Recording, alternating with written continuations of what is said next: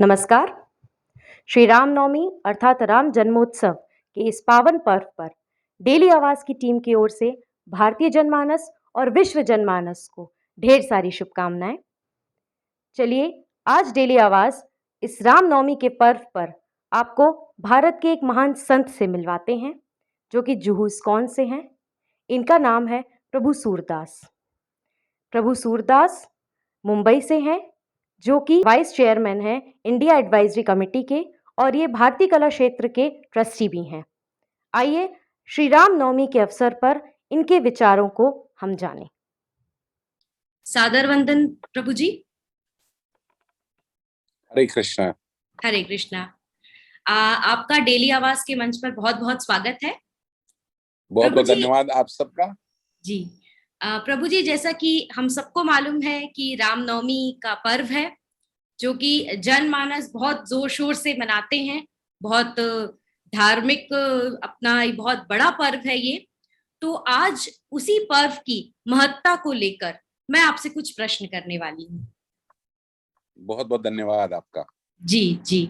तो प्रभु जी, मेरा पहला प्रश्न है कि सनातन परंपरा में रामनवमी अर्थात राम जन्मोत्सव का हम भारतीयों और विश्व जनमानस के लिए क्या महत्व है? आप सभी जानते होंगे कि भगवत गीता में भगवान बताते हैं यदा यदा हि धर्मस्य ग्लानिर् भवति भारत अभ्युत्थानम् अधर्मस्य तदात्मानं सृजाम्यहम् परित्राणाय साधूनां विनाशाय च दुष्कृतम् धर्म संस्थापनार्थाय संभवामि युगे युगे।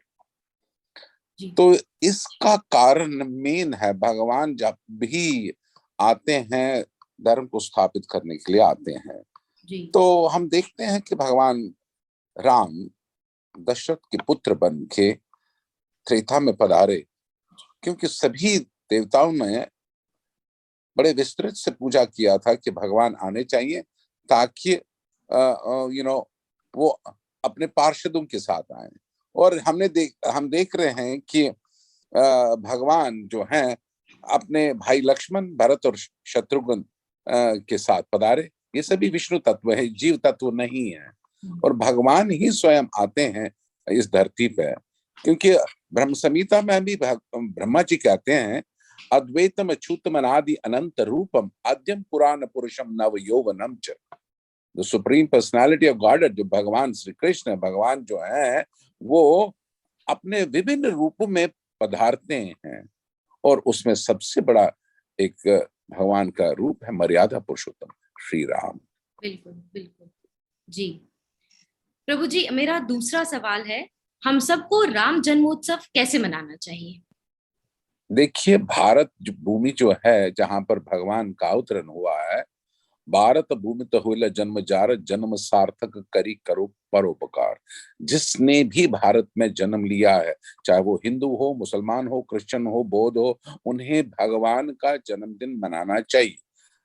हम सभी पूरे विश्व भर में बच्चे लोगों के लिए भी जन्म मनाते हैं, तो हमें भगवान के इस जन्म को पूरे विश्व भर में मनाना चाहिए। जिसको भी अपने जीवन की शुद्धिकरण करनी होगी, भगवान का जन्मदिन मनाना ही चाहिए। जबकि भगवान अजन्मे, मगर फिर भी वो अपने भक्तों को कृपा बरसाते हुए एक मनुष्य रूप में आ जाते हैं। और वो मनुष्य साधारण हम जैसे नहीं होते हैं, उनका रूप होता है अद्वैतम अच्युतम अनादि अनंत रूप। His form is very transcendental. He is not like us.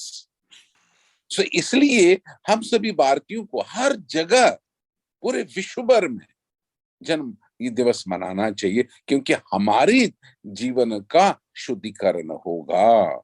That's what I have to say in the short. Yes. बहुत सुंदर बात कही आपने प्रभु जी, बहुत सुंदर बात है।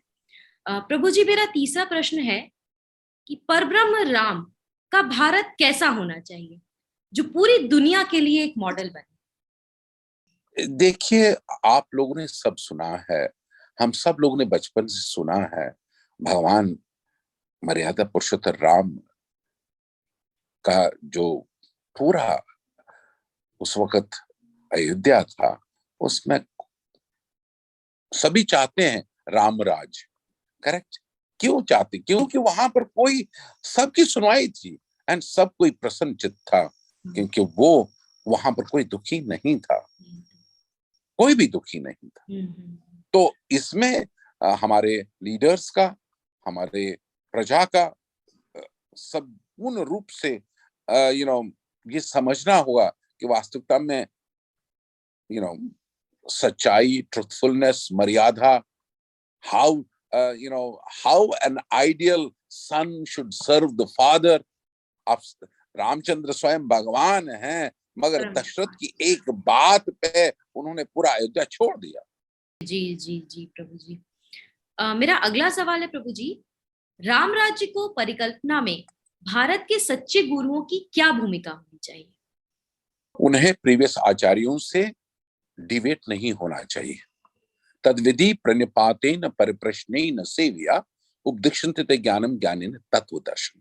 भागवत गीता का 4वां अध्याय 34वां श्लोक भगवान हमें क्या कहते हैं? तद्विधि प्रणिपातेन परिप्रश्नेन सेव्या उपदिक्षन्ते ज्ञानम ज्ञानेन तत्वदर्शन। हमें तत्वदर्शन बनना होगा, साधु को तत्वदर्शी बनना होगा, प्रीवियस आचार्य को फॉलो करना होगा, हमें सुखदेव गोस्वामी को फॉलो करना होगा, व्यासदेव जी को फॉलो करना होगा, न कि हमें न्यूनतम भगवानों को फॉलो करना होगा। बिल्कुल बिल्कुल सही बात है प्रभु जी आपकी। हमको भगवान से लिंक होना चाहिए और वो ही मेन गुरु हैं जो हमें भगवान की ओर लेके जा रहे हैं। बहुत बहुत सुंदर बात है आपकी प्रभु जी। प्रभु जी, ये मेरा आखिरी सवाल है कि आपकी ओर से आप डेली आवाज के मंच पे कोई संदेश देना चाहेंगे जनमानस को? हमें भारतीयता पे बड़ा गर्व होना चाहिए, चाहे वो मुस्लिम हो, चाहे वो क्रिश्चियन हो, चाहे वो सिख हो, चाहे वो बौद्ध हो, चाहे वो कोई भी हो, उन्हें गर्व होना चाहिए कि हमारा जन्म इस भारत में हुआ है। और संत लोग कहते हैं जिसका जन्म भारत में हुआ वो बड़ा ही भाग्यवान है। कश्मीर से लेके कन्याकुमारी तक, मेघालय से लेके द्वारका तक, सब भारतीयों को बड़ा गर्व होना चाहिए और प्रचार करना चाहिए सत्यता का, सत्य भावना का, सत्य कर्म का, सत्य ज्ञान का हमें प्रचार करना चाहिए। बहुत बहुत अच्छी बात कही आपने प्रभु जी। ये रामनवमी के पर्व पर हम सबको सच में ये एक तरह से एक संकल्प लेना चाहिए कि अब हम दिव्य ज्ञान की तरफ ही बढ़ेंगे और हम सबको भारतीय होने पर गर्व होना चाहिए। तो प्रभु जी, आपका बहुत बहुत धन्यवाद डेली आवाज और हमारे व्यूअर्स की तरफ से। आपने अपना कीमती समय हमारे लिए निकाला और हमें इतनी अच्छी अच्छी बातें बताई। हरे कृष्णा प्रभु। Thank you very much. I am thankful to Daily Awas for putting me on the air.